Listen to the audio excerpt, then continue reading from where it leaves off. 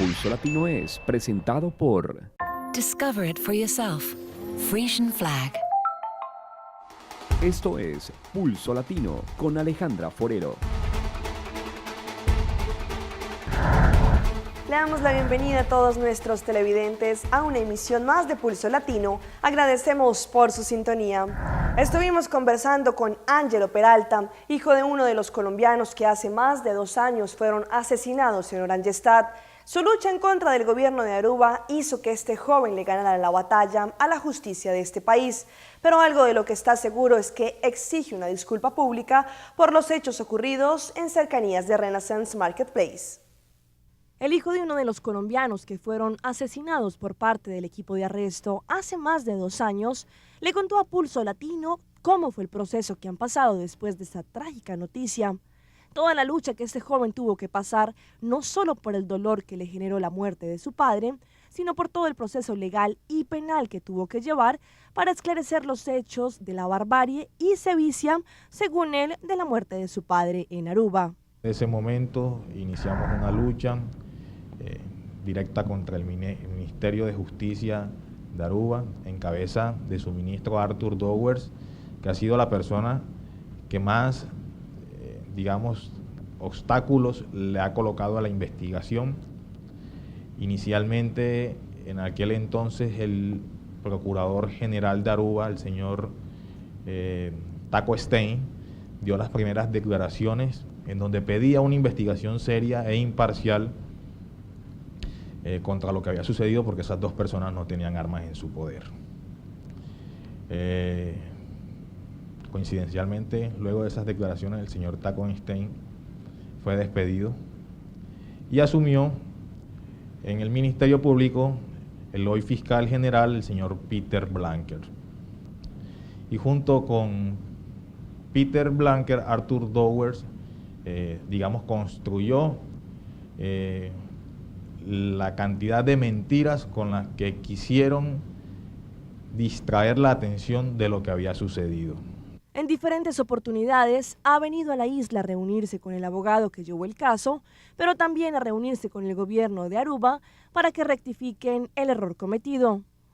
Hace cerca de 2 años yo me reuní personalmente en la oficina con el primer ministro de Aruba.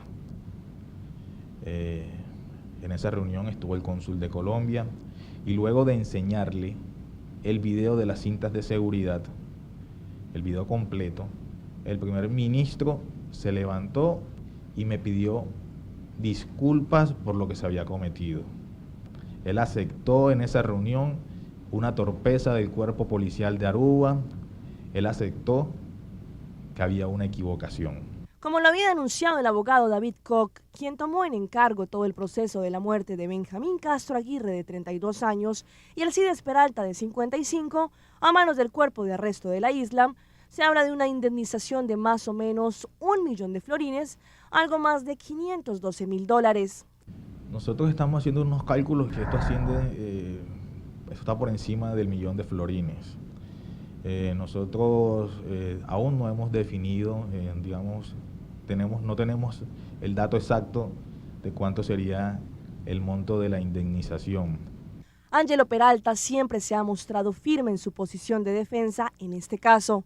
Indica que en un punto del proceso sintió ira en contra de toda Aruba por la muerte de su padre, pero espera que todo este viacrucis finalice y dejar el nombre de su padre limpio y en alto. Sí.